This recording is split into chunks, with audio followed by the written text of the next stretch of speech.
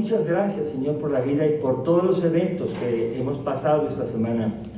Desde el culto anterior hasta ahora han sucedido muchas cosas y a ti te damos toda la gloria y toda la honra porque tú eres bueno y para siempre es tu misericordia. Dirige nuestros pensamientos, nuestra inteligencia, nuestra disciplina, nuestra atención. Permite que seamos sensibles, humildes a tu palabra, que, Señor, hagas mella en nuestro corazón porque lo necesitamos. Y sabemos que vienes pronto, no sabemos el día ni la hora, pero estamos viendo los acontecimientos y pedimos tu dirección para el mensaje de tu palabra, en el nombre de Cristo Jesús. Amén. Muy bien, se conoce esto como la Semana Santa y se habla mucho de esto. Y hay muchas oportunidades, vacaciones y todo eso. Sin embargo, hoy vamos a predicar de Jesús y su reino. Ese va a ser el mensaje, Jesús y su reino. Cuando digo Jesús y su reino, es porque hay otro reino. Solamente hay dos reinos, solamente hay dos. No nos tenemos que confundir. El reino de Dios y el reino de las tinieblas. Entonces uno tiene que definir a qué pertenecemos o qué acciones en la vida estamos haciendo, de qué reino. Porque uno puede decir muchas cosas, pero hacerlas, ¿a qué reino pertenece? Hemos hablado de esto en cultos anteriores, pero hoy nos vamos a enfocar en esta lectura que hicimos en Mateo capítulo 21, versos del 1 al 11, lo voy a volver a leer porque quiero resaltar algunas cosas y el mensaje va a tener dos partes. La primera parte es, Jesús es el Mesías esperado por los judíos. Jesús es el Mesías. Y el segundo punto es, el reino de Jesús no es de este mundo. Entonces, Jesús es el Mesías esperado por los judíos y el reino de Jesús no es de este mundo. Entonces vamos a Mateo, en este evangelio, en el capítulo número 21, y voy a ir leyendo y explicando algunas cosas que están aquí. Dice así: Cuando se acercaron a Jerusalén, vinieron a Betfagé, al monte de los olivos, y Jesús envió 2 discípulos, diciéndoles: Id a la aldea que está enfrente de vosotros, y luego hallaréis una asna atada y un pollino con ella, desatadla y traérmelos. Voy a tenerme ahí. Estaba leyendo que Betfagé es una ciudad poco mencionada, tal vez es la única vez cuando se asocia en la entrada de Jesús a Jerusalén.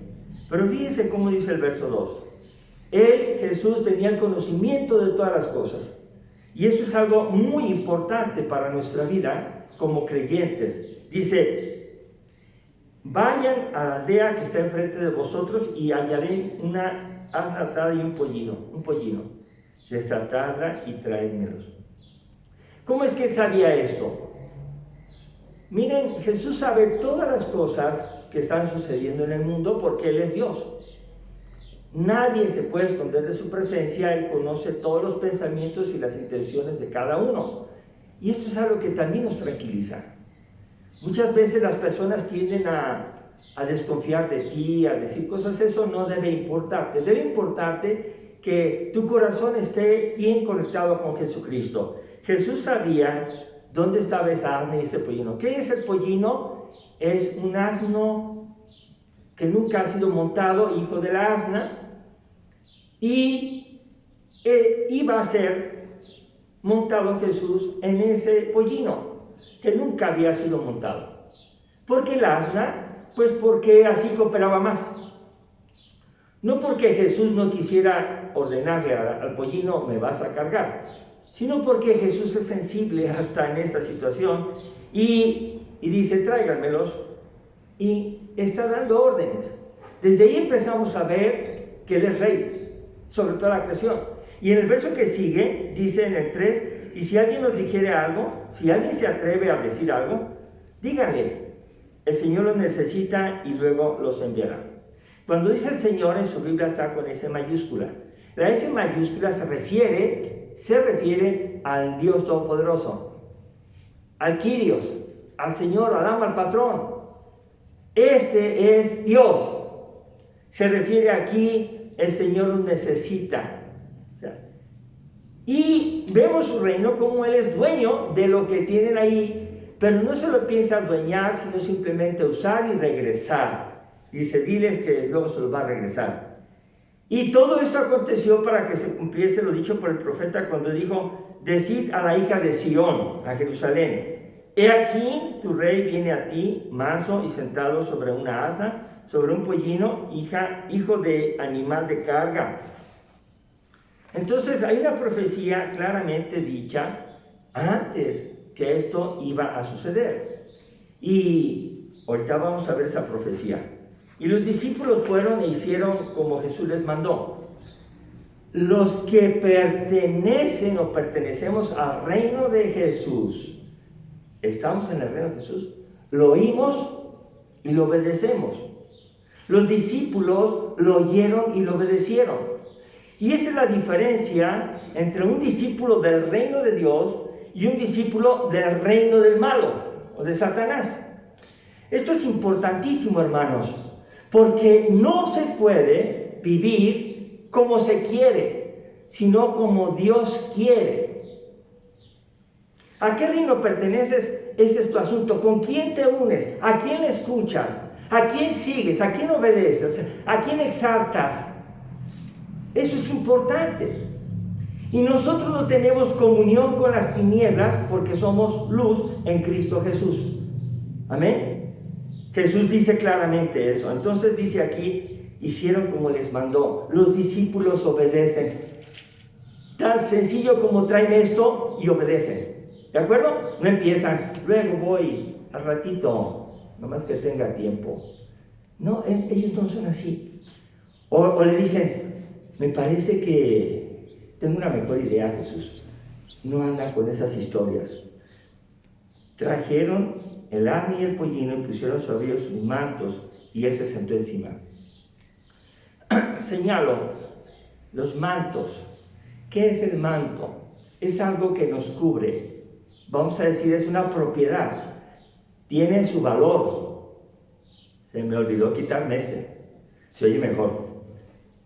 Entonces vemos aquí claramente que esa preparación para que Jesús monte en el pollino, le ofrecen no solamente el pollino, que era prestado, sino le entregan su propiedad y le dicen, úsalo, ve cómodo. Y enseguida vamos a ver en el verso 8, y la multitud que era muy numerosa tendía sus mantos en el camino. Vuelve a aparecer la palabra mantos. Y la tiran en el camino para que por ahí encima pase el pollino que va cargando a Jesús. ¿Y saben qué significa eso? Significa una cosa que hacían en los tiempos de los reyes y era reconocer su realeza o su señorío, o decirle, no importa lo que yo tengo, si no importa que tú estés bien, y esa es una señal de entrega de lo que nosotros amamos, de lo que tenemos, lo que nos ha costado, y te lo damos a ti, Señor Jesús.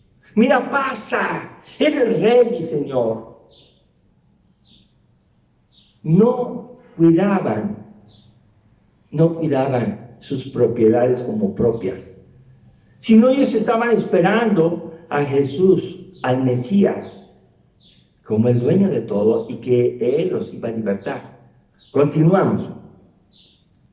Dice, y otros cortaban ramas de los árboles y las tendían en el camino. Quien no traía manto, quien no tenía esa propiedad, se organizaba, pero nadie llegaba con las manos vacías. Nadie llegaba así como nomás a ver, ¿verdad? Le pasaban enfrente y ya, al rato. No se hacían que no veían y que no sentían. Cuando todos los judíos estaban esperando a Jesús, unos de un modo le ofrecían su reconocimiento a su gran poder a ser Dios, y otros, aunque no tenían, le daban agarrando de los árboles, ¿verdad? De las palmas, dicen algunos, y las tenían en el camino. Igual, reconocimiento de su grandeza. Vamos al verso 9. Y la gente que iba adelante y la que iba detrás aclamaba diciendo, o sea, adelante y atrás, por dos lados estaban cuidándole y siguiéndolo. Dice, Hosana al hijo de David, bendito el que viene en el nombre del Señor, hosana en las alturas. Esa palabra hosana, no solamente dice gloria a Dios y aleluya, sino significa que viene de una palabra en hebreo que significa trae salvación, por favor, hijo de David. Trae salvación. Y miren, eso es consecuente. Cuando llega el Mesías y lo están esperando, es para que los liberte, los sane y los salve de todo. Y tenían una idea muy clara los judíos de un reino nuevo, de una vida nueva, una vida de concordia. Habían perdido el enfoque y solamente pensaban en ellos mismos. O sea, como nosotros somos judíos y tú hazte para allá. Si quieres ser judío, pues vas a tener que circuncidarte, guardar el sábado, y eso lo vamos a ver. Los judíos tienen un orgullo, a pesar de que a Abraham se le había dicho, en ti serán benditas todas las naciones de la tierra. Y los judíos habían perdido el enfoque de la salvación de las demás naciones y no tenían cuidado de lo que pensaban y decían con otros. Se alimentaban a sí mismos. Eran los muy preparados y conocedores de la palabra, pero no la estaban viviendo. ¿De qué reino son? Bueno, en un momento más vamos a ver el pasaje correspondiente a esto. Trae salvación, trae salvación. La venida de Jesús no es para que tú te hagas amigo de todos o que seas popular. No. Jesús vino a buscar y a salvar lo que se había perdido, vino a buscar, a salvarte y para que tú también transmitas la salvación a otros y la anuncies y que más y más estemos viniendo a Cristo. Pero que no estés pensando, ay, esto me molesta, ya no me gusta, me retiro. No es cierto. A Jesús no le molestó para dejar la muerte, para dejar su ministerio. Jesús murió en una manera cruenta para que tú y yo estuviéramos aquí, para que tuvieras la oportunidad de salvación, para que pudieras tener la vida que tienes. ¿Sabe qué? Si esto no nos duele, en vano trabaja el que hace la obra del Señor. Si el Espíritu Santo no está obrando en tu corazón, en el mío, y estás haciendo oídos sordos y juzgas el mensaje y haces aquello, no te llega, no sientes dolor por lo que Cristo hizo. ¿En dónde estamos? ¿De qué reino somos? Y dice aquí, trae salvación.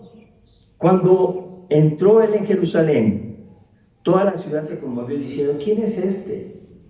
Y la gente decía, este es Jesús, el profeta de Nazaret, de Galilea. ¿Por qué podían decirlo?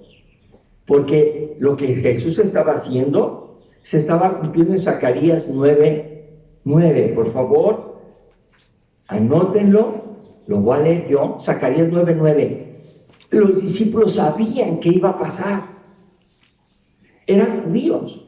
Y los judíos estaban esperando que sucediera algo. Tenían al menos 400 años de silencio donde no había profecía y estaban diciendo, ¿y esto cuándo va a acabar? Con los romanos encima que nos esclavizan y nos hacen trabajar. ¿Cuándo va a acabar esto? Y aquí dice en Zacarías 9:9, alégrate mucho, hija de Sión, da voces de júbilo, hija de Jerusalén. He aquí tu rey vendrá a ti, justo y salvador, humilde y cabalgando sobre un asno, sobre un pollino, hijo de asna. Para que suceda esto, es un milagro. Es exactamente lo que estaba pasando, dicho muchos años antes. Entonces aquí vemos una evidencia de que Jesús es rey. ¿Pero de qué reino? Él establece el reino. Él determina el reino. Él tiene indicaciones para sus seguidores. Hay dos reinos. Uno, el reino del mundo, el pecado, y el reino de Dios, de Jesús, en santidad. ¿Y para qué lado nos movemos? Dice así, Isaías 62, 11. He aquí que Jehová hizo oír hasta lo último de la tierra. Decid a la hija de Sión, he aquí, viene tu Salvador. He aquí su recompensa con él y delante de él su obra. Otro profeta dice claramente que va a venir su Salvador. ¿Y sabe qué significa Jesús? Salvador. Emmanuel significa Dios con nosotros. Y Jesús tenía desde el nacimiento la misión clara de salvar. Ahora, esa es la primera parte. Entonces el reino le pertenece a Jesús, ¿verdad? Es el reino de la bondad, el reino de la verdad, el reino de salvación. Muy bien, ahora vamos al otro punto que les dije. El reino de Jesús no es de este mundo.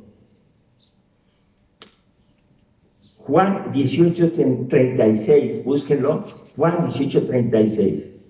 Y Jesús dice enfáticamente, por favor escuchen, enfáticamente, mi reino no es de este mundo.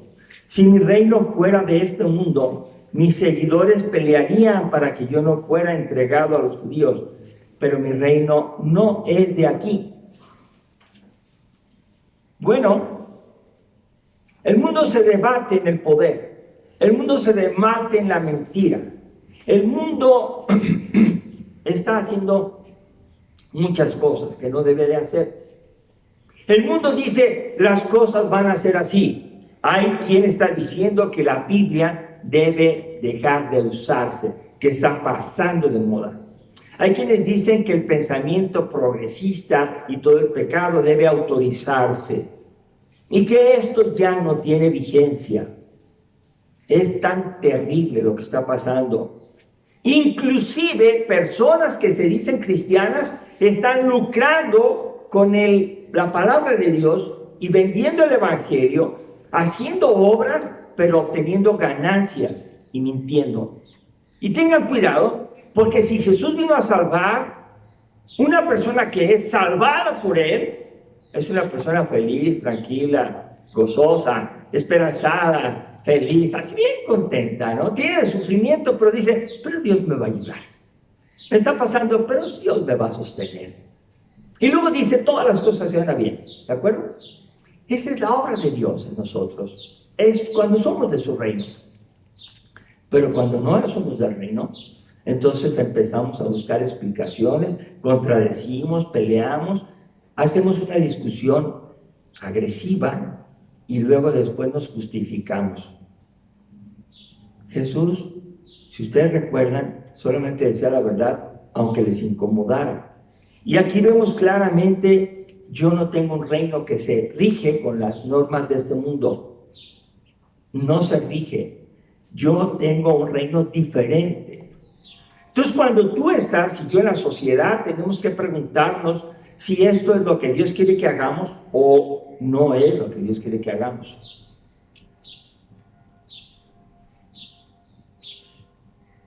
¿Qué es esto?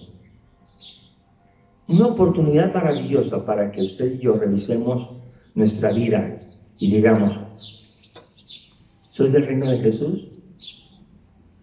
Pues voy a mostrarlo. Voy a vivirlo.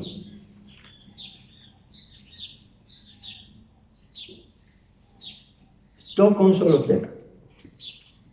tema para que ustedes vean.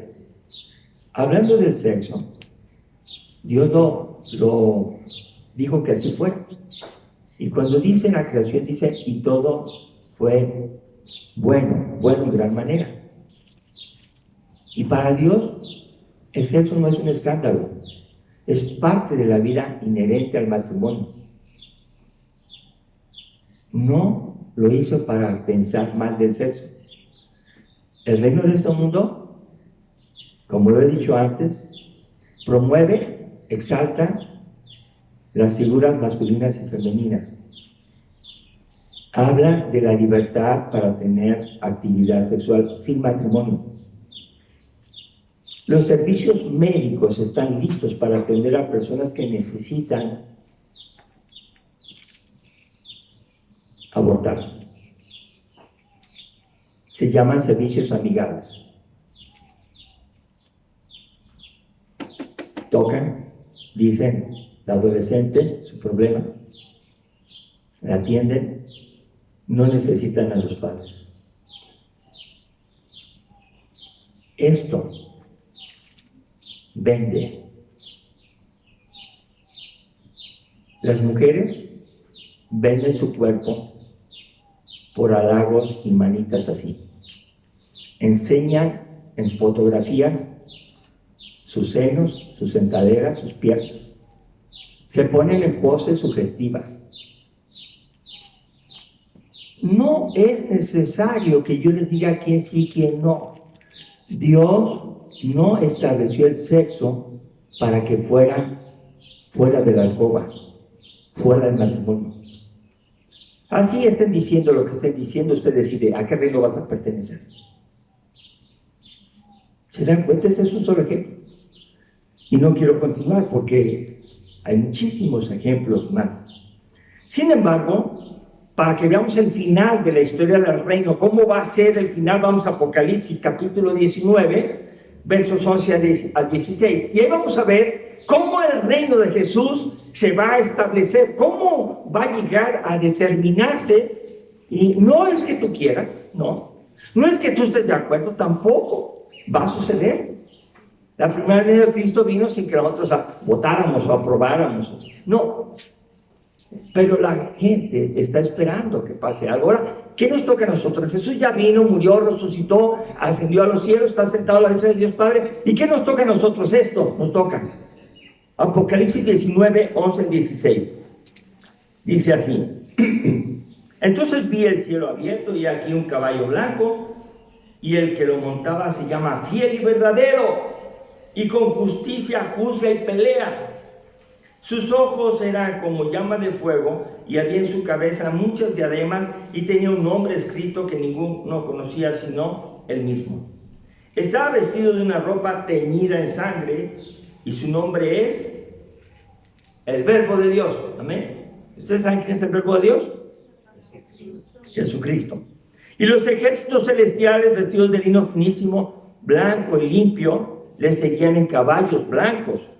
De su boca sale una espada aguda para herir con ella a las naciones, y él la regirá con vara de hierro, y él pisa el lagar del vino del furor de la ira del Dios Todopoderoso. Podemos ver aquí en este pasaje claramente cómo hay una lucha fuerte entre los dos reinos. Hay una lucha fuertísima.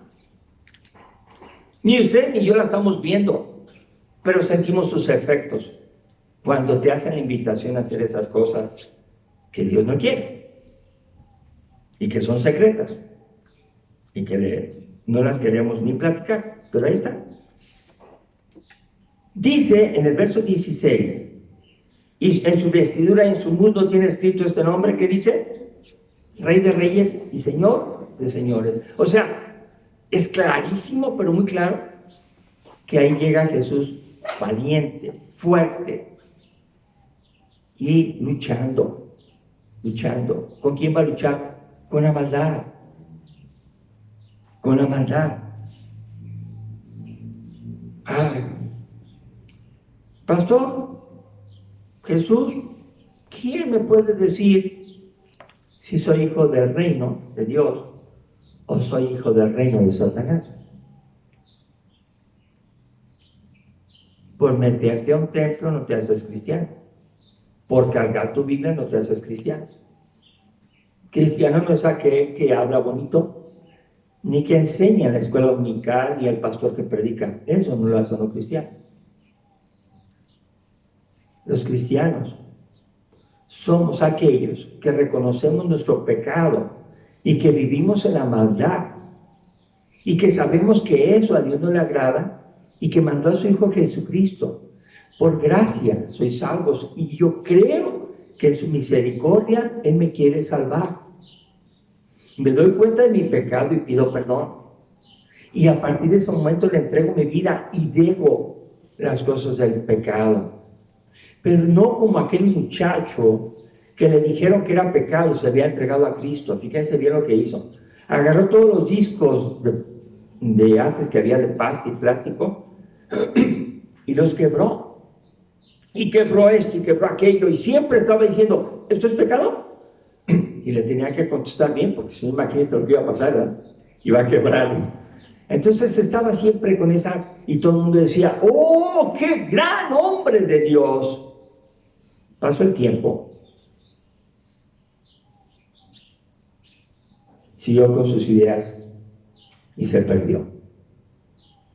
Abandonó a su mujer, inventó cosas y esa persona vive todavía. Y pasó entre nosotros. ¿Se dan cuenta de esto? Puede haber entre nosotros personas que se dicen cristianas o me digo cristiano y no lo soy. Y no es para que ustedes y yo nos veamos con temor, no, sino que nos veamos con amor y que nos animemos, nos estimulemos al amor. ¿Qué dice? A las buenas obras. Entonces ustedes han llegado ya, y vamos a cerrar el mensaje, sino ¿cómo puedo saber si soy creyente? No soy creyente, ya dije por qué no soy, pero a ver, ¿cómo me va a distinguir el Señor? Bueno, vamos a Mateo capítulo 25, versos 31 y 46. Mateo 25, 31 y 46, y lo voy a leer. Dice, cuando el Hijo del Hombre venga en su gloria, y todos los santos ángeles con él, entonces se sentará en su trono de gloria, y serán reunidas delante de él todas las naciones, y apartará los unos de los otros, como aparta el pastor las ovejas de los cabritos. Y pondrá las ovejas a su derecha, y los cabritos a su izquierda. Entonces el rey dirá a los de su derecha, venid, benditos de mi Padre, heredad el reino preparado para vosotros desde la fundación del mundo. Porque tuve hambre, me diste de comer. Tuve sed y me diste de beber. Fui forastero y me recogiste. Estuve desnudo y me cubriste. Enfermo y me visitaste. En la cárcel y viniste a mí. Entonces los justos responderán diciendo, Señor, ¿cuándo te vimos hambriento y te sustentamos, o sediento y te dimos de beber? ¿Y cuándo te vimos como un forastero, te recogimos, o desnudo y te cubrimos? ¿O cuándo te vimos enfermo o en la cárcel y venimos a ti? Una persona que es del reino de Dios hace lo bueno con todos, sin hacer separación de personas, sin tener exclusividad, sin tener, estos son mis queridos, estos son mis medios queridos y estos son mis despreciados. No es eso el plan de Dios, por favor. Y tampoco lo vas a hacer pensando, es que este es como Cristo, ¿no? A este sí le voy a hacer hasta, a este donde diga. No, el que es del reino de Dios es parejo para ayudar a quien lo necesita, porque Dios nos creó. Amén. Y nos creó, y todos nos somos hechura de Él. Y todos nos debemos ayudar unos a otros. Y si alguien tiene un problema, la Biblia dice que lo ayudes, que ores por él, que lo acompañes, ¿sí o no? ¿O qué dice? Dale un golpe y olvídate, no es cierto. Cuando alguien no puede ayudar a otro, yo pregunto, ¿de qué reino es? ¿Se dan cuenta que Jesús nos dice razones? Yo te demostré que era yo, ayúdame a mí. A este no, Dios no hace eso. Cuando Jesús está muerto en la cruz, sus palabras son muy claras. ¿Qué dijo? Perdónalos, porque no sabe lo que hace. Hermanos, el reino de Dios se mueve de otra manera que el reino de este mundo. Así sea quien sea. Quien quiere ser, te digo otra cosa. Con todo el respeto, pastor, yo voy a saludar, voy a amar, voy a perdonar, voy a ayudar a quien sea. Claro, habrá un método, habrá una estrategia, habrá formas, lo vamos a hacer. Cuando se hace esto, no hay conciencia de que lo está haciendo uno para ganarse algo, no. Respondiendo, verso 40, respondiendo el rey les dirá: de cierto os digo que en cuanto lo hiciste a uno de estos mis hermanos más pequeños, ¿qué dice? A mí me lo hiciste. Entonces dirá también a los de la izquierda, ahora sí los cabritos, los que apartó. Dice: apártense de mí, malditos, al fuego eterno preparado. ¿Para quién? Para el que tiene otro reino. Van a estar con él, con el diablo y sus ángeles. La tercera parte de ángeles le creyó al diablo, que era un maravilloso querubín, y lo siguió. Desde ahí chequen, hay personas que piden que le sigan, y engañó a la tercera parte de ángeles. Las dos terceras partes de este lado se quedaron y entre ellos siempre ha habido pleito, ha habido lucha. Y aquí dice, bueno, voy a revisarlos a ustedes, dice así claramente: apártense porque tuve hambre, ¿y qué dice? Tuve sed, ¿y qué? Ayúdenme. Fui forastero y no me recogiste. Estuve desnudo y no me cubriste. Enfermo y no me visitaste. Ellos también, entonces también ellos le responderán: Señor, ¿cuándo te vimos hambriento, sediento, forastero, desnudo, enfermo, en la cárcel, no te servimos? ¿Cuándo? Entonces le responderá diciendo: de cierto os digo que en cuanto no lo hiciste a uno de estos más pequeños, tampoco a mí me lo hiciste. E irán estos al castigo eterno, y los justos, ¿a dónde? A la vida eterna. Estos son nuestros amigos, los necesitados. Estos son a quien tenemos que acercarnos. Los que están junto a la mesa y comen las migajas que caen de la mesa. ¿De quién eres amigo? ¿A quién le quitas el hambre? ¿Le das de comer al que ya tiene? ¿Y al que no tiene, no le das? Las obras no salvan, no. Las obras son el resultado de la salvación, son la evidencia. Y si uno dice que tiene salvación, Santiago dice: pues muéstrame tu fe sin obras y yo te mostraré mi fe por mis obras. Porque la fe sin obras, ¿qué dice? No es fe, no sirve, es una fe muerta. Un alacrán muerto no hace nada. Un león muerto no hace nada. Una fe muerta no salva. Por lo tanto, ahora tenemos que escuchar la palabra de Dios para enterarnos de lo que sí quiere Jesús que hagamos. A quién sí ayudar y alimentar, invitar a comer, invitar a cenar, llevarlo a un lugar de reposo, hacerle algo para que él esté mejor. ¿Quiénes son tus amigos? No estoy hablando de amigos para que convivas con ellos todo el tiempo, sino haz algo por ellos.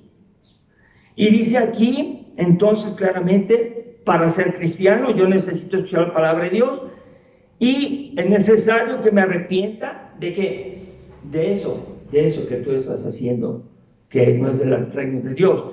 Pide perdón a Jesús para entrar a su reino. Él es el rey. Entrégale tu vida, entrégale tu manto, entrégale todo lo que le tienes con mucho valor, y decide vivir bajo su poder con reverencia cada día. El avivamiento de la iglesia es quitar el pecado de la iglesia. Repito, el avivamiento de la iglesia es enfrentar el pecado y quitarlo. Si es necesario, lo que sea necesario, el pecado se debe denunciar y separarse. No es fácil, pero tenemos en la palabra de Dios toda la orientación. No se vale eso de que ¿Quién es perfecto para que me diga a mí mis imperfecciones? No se trata de eso. El Espíritu Santo te está hablando al corazón. Su palabra te está hablando al corazón. Jesús dio su vida por ti. ¿Y todavía le dices eso a una persona? Vamos a orar, vamos a ponernos de pie. Y vamos a pedir que el Espíritu Santo nos guíe y nos ayude. Amén. Vamos a orar. Padre, en este momento, en el nombre de Jesús, estamos suplicando que hables en sus corazones. Hay situaciones que no deben continuar en la vida de cada uno de nosotros. Tú los conoces. Gracias por tu paciencia, Señor. Gracias por tu amor. Gracias, Señor, porque lo que quieres es salvarnos. Hosana al Hijo de David en las alturas. Ahora es Hosana al Hijo de David en nuestro corazón. Padre, gracias, porque tú eres bueno y porque quieres que tus hijos se parezcan a ti y no al malo. Escucha nuestra oración personal en este momento. Que podamos reconocer, porque esa es tu voluntad, en que hemos pecado, que podamos dejar todo aquello que no te agrada.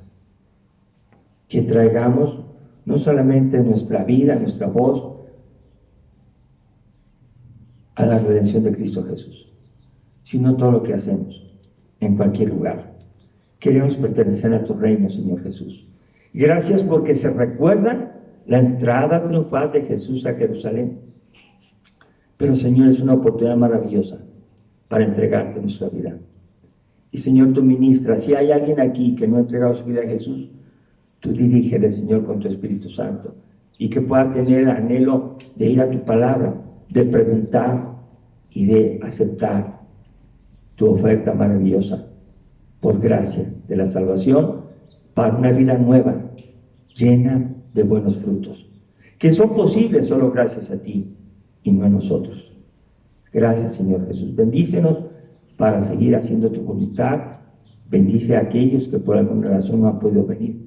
Guárdalos en tus caminos y a nosotros te lo suplicamos y te damos gracias en el nombre de nuestro Señor Jesucristo. Amén. Dios bendiga, hermanos.